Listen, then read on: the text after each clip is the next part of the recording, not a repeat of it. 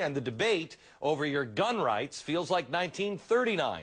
That's the last time the Supreme Court addressed the constitutional right to bear arms. It might be hard to believe, but not once in the history of this republic has the court ever said what the Second Amendment means. Oh, nice to see you, my friend. How are you, Stephen? Woo! Happy Gun Day, John! Both sides of the gun control issue were on display as the U.S. Supreme Court takes up a landmark Second Amendment legal battle over the right to keep and bear arms. The case before the High Court is the District of Columbia versus Heller. To agree that owning a gun is an individual right. The amendment says we reaffirm the right to have a militia. We've established it. But in addition, there is a right to bear arms. The Supreme Court will hopefully tell us the Constitution does not end at the borders of the District of Columbia. The citizens of Washington, D.C. enjoy all of the constitutional rights that every citizen enjoys. Jessica Guadalupe reporting from Washington, D.C. from WBMW. We're about to hear the courtroom's decision regarding the District of Columbia versus Heller case. Hi, my name is Michael Lafino reporting from CNN. I'm standing right outside the Supreme Court as the Supreme Justices are about to reveal their decision on District of Columbia versus Heller case. I want to gather a few people and ask them a few questions. Excuse me, young lady. Get off the phone, and what do you think the Supreme Justices will rule in District of Columbia versus Heller case? Do you think guns should be allowed or they should not be allowed in the United States? I'm a huge advocate for less gun control, and I think they should allow it. Why would you think they should allow guns? What do you think that will do for our country? Well, in general, especially in Washington, D.C., where there's complete restriction against gun control, the innocent people that need guns aren't allowed to get any, whereas the criminals, when they want to, they can get it, so it leaves us defenseless. So do you believe that if every citizen of the United States was able to have a gun at home, we would live in a safer place? This is not a funny matter. I believe so.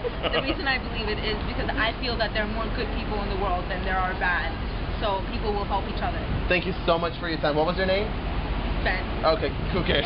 Still standing here outside the Supreme Court. In about half an hour, the justices will reveal their final ruling on District of Columbia versus Heller case. And before they do, I just want to ask a few more people what they have to say about this case. I'm sorry, ma'am. What's your name? Lily. We're standing outside the Supreme Court waiting for the justices to reveal their decision on District of Columbia versus Heller case. What is your opinion on this matter? How do you think they should rule? I am definitely for gun control. It's time to put this to an end. Washington, D.C. has seen enough of killings and suicides.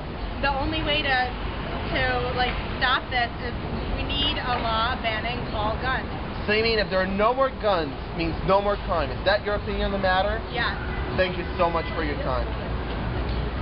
Now that we heard two mainstream opinions, we're going to go inside the courtroom where in just several moments the judges will reveal their ruling.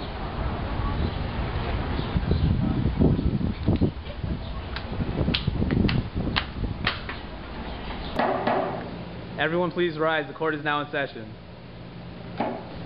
Everyone may be seated. The DC versus Heller has been a trying case. It is about restriction on handguns. Anthony Heller wants to keep a gun in his house. Heller argues that it's his Second Amendment right to have a gun for his self-defense. After much contemplation, we have reached a verdict. I hand down the decision to Justice Ruth Ginsburg. When the Heller case was first brought to the district court, it was dismissed. And then it was filed to the U.S. Court of Appeals for the D.C. Circuit, which overruled it with a 2-1 decision. We unanimously uphold this decision. Gun control was made in effect to protect the people, but when it ceases to do its goal, the law must be changed. We have overlooked the lower court's decisions and found Henderson's dissent inconclusive. The disparity between the District of Columbia being a state is a matter of semantics. Neither life nor sense of security should be lost over words. The District of Columbia was never intended to encompass such a population, but we cannot today say that no one lived there. The Constitution is a living, breathing document, and we must live and breathe with it. Americans need never fear their governments because of the advantage of being armed, which the Americans possess over the people of almost every other nation. Statistics and facts have played a major role in the decision, as have the amicus curiae briefs. In our research with the National Crime Victimization Survey researched in 2005, we have found that 477,040 victims of violent crime stated that they were faced an offender with a firearm.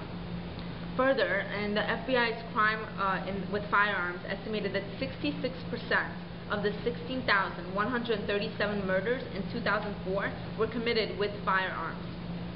Stricter gun control has not done its duty, and to keep a law for the sake of keeping a law is unconscionable.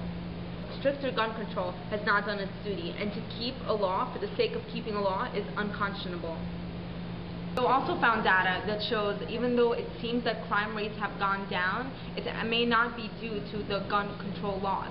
It may be due to higher incarceration rates and lower epidemics due to cocaine and other drug-inducing chemicals. Also, data from recent years shows that 80% of criminals obtain their guns illegally. As one of our founding fathers once said, such laws make things worse for the assaulted and better for the assailants. They serve rather to encourage than to prevent homicides. For an unarmed man may be attacked with greater confidence than an armed man. One of the factors we must consider is the historical context of the Second Amendment. As Thomas Jefferson said, on every question of construction, carrying ourselves back to the time when the Constitution was adopted and conform to the probable one in which it was passed. And when our founding fathers wrote the Second Amendment, their intention was for the Second Amendment to be an individual right, a right for the people to bear arms. The militia clause was not proposed to restrict the right to keep arms to only the militia affiliates. Borrowing the words of George Tucker, the right of self-defense is the first law of nature. Alexander Hamilton and James Madison also agree that the Second Amendment is an individual right. In the Federalist Paper, number 28 and 29, Hamilton agreed that the people should be allowed to carry guns for their protection. It is our birthright, and the federal and the state government cannot take that right away from us. They have no power to disarm the people. According to our founding fathers, the Second Amendment is not a militia right and not a collective right, but an individual right. The authority belongs to the people. As my colleagues have just mentioned, the court concludes that the Second Amendment protects an individual right to keep and bear arms. The Bill of Rights is about individual freedom, not prohibitions. It was created to satisfy the needs of the anti-federalists, the very people who fought in defense of individual and states' rights. If the solution to the lack of individual rights under federal government was the creation of the Bill of Rights, then it becomes obvious that each right guaranteed by the Bill of Rights becomes an individual right. If we are to consider the Second Amendment as guaranteeing a collective right, then we might as well consider all the other rights listed in the Constitution as collective as well. The people is a very distinct term in the Constitution from the state.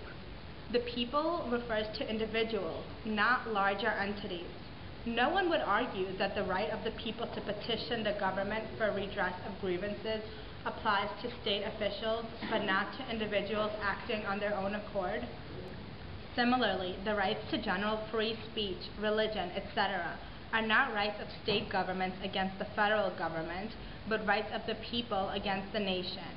Therefore, Dick Heller, like any other individual, has a Second Amendment right, an individual, personal right, to have a gun in his home for self-defense. Looking at previous cases and regulations, such as Bliss versus Commonwealth, it was ruled that citizens most definitely have the right to bear arms in defense of themselves or the state. Any legislative act which takes away the privilege or diminishes would also be void.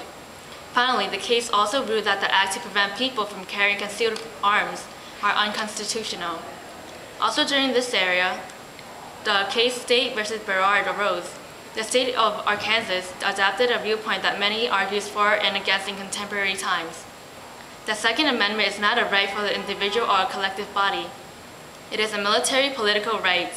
They read a close interpretation of the article, especially of the words "a well-regulated militia" being necessary for the security of a free state and common defense. Those two cases form the basis of an issue present today and are only two of many conflicts which arise due to many interpretations of the Second Amendment. In the 1920s, during the Prohibition era, there was a mass murder because of the usage of submachine guns. President Roosevelt ordered the formation of National Firearms Act of 1934, which ordered that in states where automatic guns are not prohibited, the owner of those guns pay a $200 tax, send a copy of the fingerprints in, obtain a certificate with official approval, and approved by the BATF. $200 was approximately $2,525 nowadays. And the process gun holders go through to obtain a gun is a tedious task. If we are not completely banning guns but are making more and more restrictions, what is the point? Slowly, we are losing our individual right.